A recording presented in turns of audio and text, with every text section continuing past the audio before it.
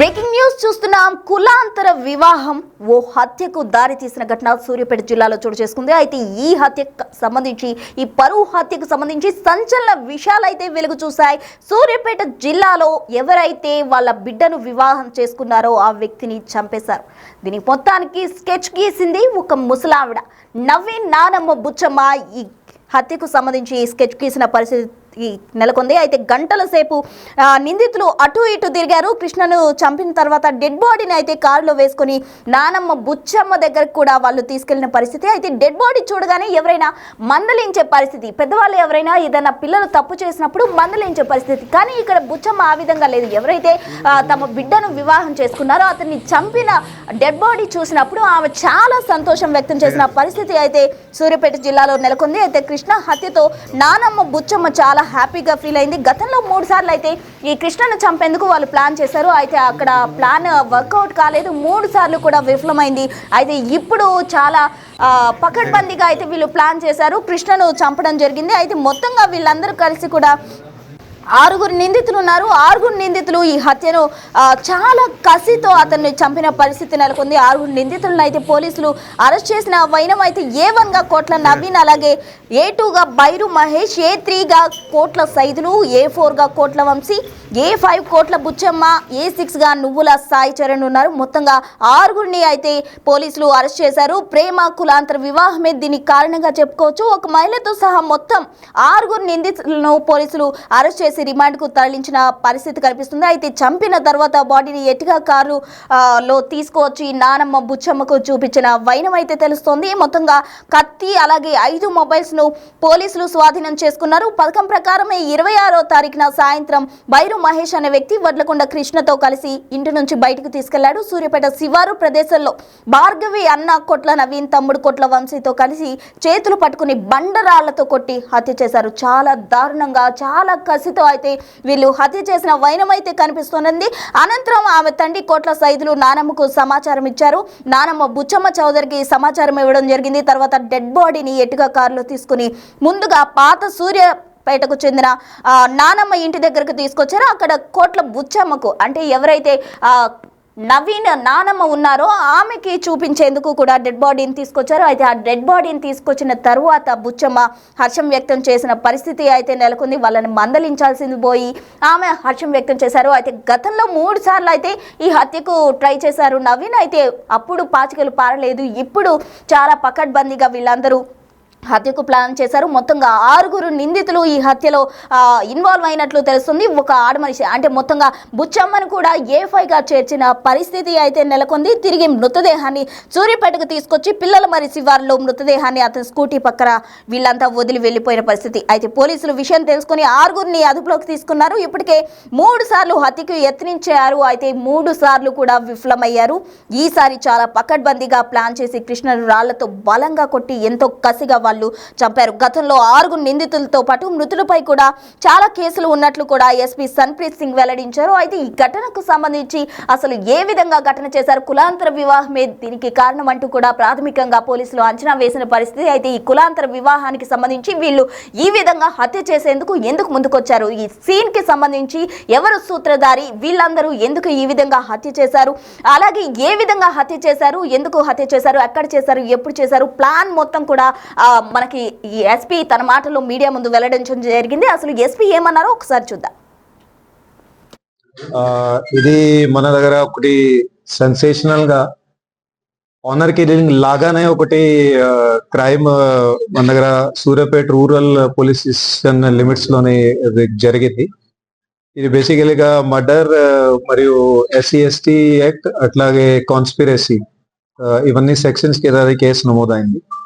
So basically అది 26 జనవరి నాడు సాయంత్రం అండ్ లేట్ నైట్ ఆ టైంలలో ఇది క్రైమ్ రిపోర్ట్ అయింది. సో బేసికలీ దీంట్లో ఏమైంది, డిసీజ్డ్ ఎవరైతే ఉన్నారో డిసీజ్ కి ఒక అమ్మాయి తోటి లవ్ మ్యారేజ్ అయింది. అది ఇంటర్ కాస్ట్ మ్యారేజ్. అది వాళ్ళు కొన్ని నెలల క్రితం అది మ్యారేజ్ చేసుకున్నారు. సో చేసినాక అప్పుడు వాళ్ళకి కొంచెం కౌన్సిలింగ్ చేయడం జరిగింది, 2 ఫ్యామిలీలకి కూడా. సో అప్పుడు వాళ్ళు ఓకే ఉంటామని అట్లా కూడా వాళ్ళు చెప్పారు. సో అప్పటి నుంచి అది వాళ్ళు ఇక్కడే మన జిల్లాలోనే ఉండి ఇక్కడ నివాసం చేస్తున్నారు. కానీ అమ్మాయి వాళ్ళు ఫ్యామిలీ మెంబర్స్ మా అమ్మాయి ఇట్లా వేరే కులం వాళ్ళతోటి ఎట్లా పెళ్లి చేసుకుని పోయింది అని అట్లా వాళ్ళు మనసులో పెట్టుకొని వాళ్ళు అప్పటి నుంచే ఏదో చేద్దామని అట్లా ప్లానింగ్ లో వాళ్ళు తిరుగుతున్నారు. సో దాంట్లో బేసికల్ గా భాగంగా ఆ ప్లాన్ ని ఇప్పుడు వాళ్ళు కంప్లీట్ చేస్తూ ఇప్పుడు ఇది మర్డర్ చేశారు. సో ఈ మర్డర్ కేసులో ఇప్పుడు మేము 6 మెంబర్స్ ని అక్యూజ్ వాళ్ళని పట్టుకోవడం జరిగింది.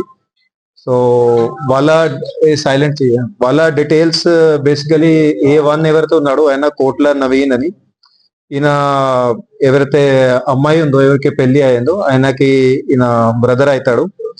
అట్లాగే ఇంకో బ్రదర్ ఉన్నాడు, ఆయన పేరు కోట్ల వంశీ అని ఉన్నాడు. వీళ్ళు ఇద్దరు బ్రదర్స్ ఉన్నారు, అక్యూజ్ మన దగ్గర ఉన్నారు. వీళ్ళతో పాటు ఇంకో వాళ్ళ ఫాదర్ ఉన్నాడు కోట్ల సైదులు అని, ఆయన 45 ఇయర్స్, అమ్మాయి వాళ్ళ ఫాదర్. ఇంకో వాళ్ళ నానమ్మ ఉంది, ఆమె పేరు కోట్ల భిక్షమ్మ, ఈమె 65 ఇయర్స్. వీళ్ళు ఫ్యామిలీ మెంబర్స్ తో పాటు మన దగ్గర బైరు మహేష్ అని ఈ అక్యూజ్ A1 కి ఈయన ఫ్రెండ్ అవుతాడు, ఈయన ఏటుగా ఉన్నాడు, ఈయనది 30 సంవత్సరాలు. అట్లాగే ఇంకో ఫ్రెండ్ ఉన్నాడు A6 అని, ఆయన పేరు నువ్వల సాయి చరణ్ అని, ఇతనిది నల్గొండ. సో బేసికలీ 6 మెంబర్స్ ని ఇప్పుడు అరెస్ట్ చేసినాము. సో దీంట్లో వాళ్ళు ప్లానింగ్ లో ఎట్లా చేశారని అంటే అది చెప్తాను. బేసికలీగా అది 26th ఈవినింగ్ నాడు A2 ఎవరైతే ఉన్నాడు బైరు మహేష్ అని, ఈయన లాస్ట్ 2-3 మంత్స్ నుంచి వాళ్ళ ఆల్రెడీ ప్లానింగ్ లో ఉంది కాబట్టి ఇతనికి కొద్దిగా అయినా ఫ్రెండ్షిప్ డెవలప్ చేయడం డిసీజ్ తోటి అట్లా ప్లానింగ్ ఇతను చేస్తుండే. సో ఆ ప్లానింగ్ లో కొద్దిగా ఇతనికి డిసీజ్ కి దగ్గరికి వచ్చి ఆ రోజు ఇతను 26 నాడు ఇతను చెప్పిండు దట్ ఏదో ఒకటి పని కోసం ఏదో బిజినెస్ అట్లా డిస్కస్ చేస్తామని. సాయంత్రం పూట అతనికి ఇతను ఊరు దగ్గరికి పిలిచిండు. సో అక్కడ వచ్చినాక వీళ్ళు కూర్చొని A2 మరియు డిసీజ్ వీళ్ళు కూర్చొని, ఆయన మందు తాగాడు, ఈయన డిసీజ్ మాత్రం తాగాడు, ఈయన జస్ట్ కూల్ డ్రింక్ ఎట్లా తాగారు. సో అప్పటికే ఆ అమ్మాయి వాళ్ళ ఇద్దరు కూడా బ్రదర్స్, వాళ్ళు అప్పటికే అక్కడ దగ్గర పొదల్లోనే వాళ్ళు కనపడకుండా వాళ్ళు హైడింగ్ లో వెయిటింగ్ లో ఉన్నారు.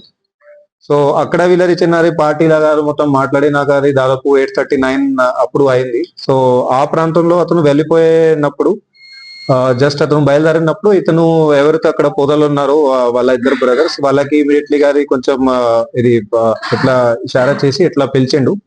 సో పిలిచినాక ముగ్గురు కూడా ఇతను స్కూటీ ఎప్పుడైతే ఎక్కాడు డిసీజ్, అతని మీద దాడికి దిగారు ముగ్గురు కూడా. సో అతన్ని అక్కడే స్పాట్ లోనే వాళ్ళు చంపడం జరిగింది. ఏం ఆయుధాలు ఏం వెపన్ అక్కడ ఏం వాడలే వాళ్ళు, జస్ట్ అట్లా చేతులతోనే అతన్ని చంపడం కొట్టడం అట్లా మొత్తం చేశారు. బాడీ మీద ఇంజరీస్ కూడా ఉన్నాయి, అది అంతా చేతులతోనే జరిగింది అది. సో దాని తర్వాత వెంటనే ఇతను A1 వాళ్ళ ఫ్యామిలీ మెంబర్స్ కి, తన ఫాదర్ కి, తన నాన్నమ్మకి వాళ్ళకి వెంటనే ఇతను ఇన్ఫార్మ్ చేసిండు దట్ ఇట్లా చేసేసామని, ఆల్రెడీ చంపేసినామని. వాళ్ళు కూడా వెరీ గుడ్ అని అట్లా చెప్పారని అట్లా ఉంది. వీళ్ళ 6 మెంబర్స్ ని మనం అరెస్ట్ చేసినాక వాళ్ళ దగ్గర నుంచి ఒక ఎర్టిగా కార్ ఏ బాడీ డిస్పోజల్ చేసుకోవడానికి వాళ్ళు వాడారు, 5 సెల్ ఫోన్లు, ఒకటి ఇది ప్లాస్టిక్ బ్యాగ్ సంచి, దేంట్లో బాడీ వాళ్ళు క్యారీ చేశారు, తాడ్ బాడీ కట్టుకోవడానికి వాళ్ళు వాడారు. అట్లాగే ఒకటి కత్తి కూడా వాళ్ళు పర్చేజ్ చేసి పెట్టారు, దాన్ని అది వాడతామని మర్డర్ కి. కానీ ఈ కేసులో ఇప్పుడు స్పెసిఫిక్ గా ఇప్పుడు వాడలేదు. ఇంత ముందు కూడా వీళ్ళది ప్లానింగ్ ఆల్రెడీ ఉంది కాబట్టి లాస్ట్ కొన్ని సార్లు కూడా వాళ్ళు ప్రయత్నం చేశారు. ఇంత ముందు కనీసం వాళ్ళు 3 times ఆల్రెడీ ట్రై చేశారు ఇతన్ని చంపడానికి. కానీ అప్పుడు వేరే కారణాల వల్ల అది పబ్లిక్ అక్కడ ఎక్కువ మూవ్మెంట్ ఉంది, అప్పుడు వాళ్ళు చేయలేకపోయారు. అదర్వైజ్ వేరే పాసిబిలిటీ వాళ్ళకు కుదరలేదని అట్లా అయింది. సో ఈయనకి ఎప్పుడు కూడా డౌట్ పడలేదు, అదర్వైజ్ ఈయన అలర్ట్ అయి మాకి చెప్తే అప్పుడే యాక్షన్ తీసుకునే వాళ్ళని. సో ఈయనకి కూడా డౌట్ రాలేదు. సో వాళ్ళు వాళ్ళ ప్రయత్నాల్లో సక్సెస్ఫుల్ కంటిన్యూగా కాలేకపోయారు. సో లాస్ట్ లో ఇప్పుడు వాళ్ళు అట్లా మర్డర్ చేసేసారు. వీళ్ళది క్రైమ్ హిస్టరీ అనాలిసిస్ చేస్తే వీళ్ళ మీద కూడా చాలా కేసెస్ ఉన్నాయి. ఇంత ముందుది కూడా ఎవరైతే ఫస్ట్ ఉన్నాడో ఫస్ట్ బ్రదర్ నవీన్ అని, ఇతని మీద 4 కేసెస్ ఉన్నాయి, including 1 attempt to murder case. అవన్నీ కేసెస్ కూడా కోర్టులో ఉన్నాయి.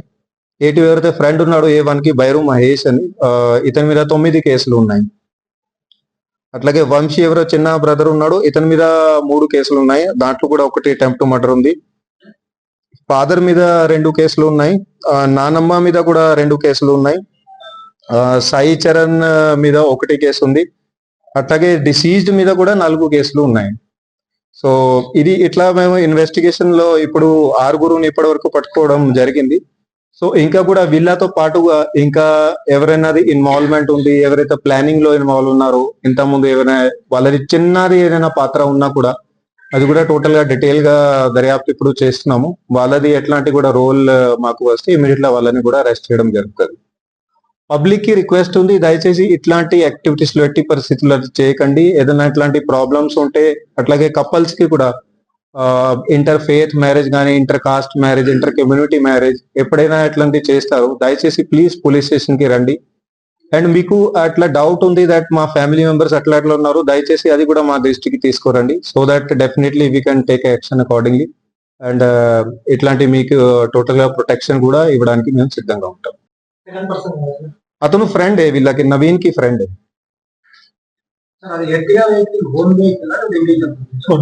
ఓన్ వెహికల్ ఉంది. మెయిన్ ఇంటెన్షన్ వాళ్ళ ఇలాగే ఉంది, నానమ్మది కూడా ఉంది, ఫాదర్ ది కూడా ఉంది. వాళ్ళు కొంచెం వాళ్ళకి ప్రొవోకేట్ చేశారు దట్ ఆల్రెడీ ఇట్లా మీ సిస్టర్ ఎట్లా పోయింది. సో ప్రొవోకేషన్ అయితే ఉంది. పరువు వస్తే టెక్నికల్ జనరల్ డిక్షనరీ డెఫినేషన్ పరువు వస్తే అంటే సొంత ఫ్యామిలీ మెంబర్ ని చేస్తారు.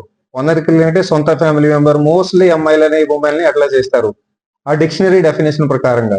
ఓకే, సో అందుకని నేను అన్నా ఆనర్ కిల్లింగ్ లాగా ఉంది. ఓకే, బేసికలీ కాస్ట్ యాంగిల్ బట్టి దట్ మా సిస్టర్ అట్లా పోయింది, ఆమె తోటి వేరే కాస్ట్ తో పోయింది, అది మైండ్ లో పెట్టుకొని వాళ్ళు చేశారు. వివాహం ఓ వ్యక్తిని హతమార్చే దాకా వచ్చింది. ఒక 6 మనుషులను నిందితులుగా చేసే పరిస్థితి నెలకొంది. అంటే ఇప్పుడు కూడా ఈ కులాంతర వివాహాలు పట్టించుకోవడం, హత్యలు చేయడం ఇవన్నీ ఈ జనరేషన్లో కూడా జరుగుతున్నాయంటే మనుషులు ఇంకా మారలేదనేది వ్యక్తమవుతుంది. అసలు ఇంకా ఈ జనరేషన్లో కూడా ఇటువంటి జరగడం కరెక్ట్ అంటారా? ఈ కులాంతర వివాహాలు అనేది సమర్థించే వాళ్ళు ఎవరు, సమర్థించిన వాళ్ళు ఎవరు? కామెంట్ చేయండి.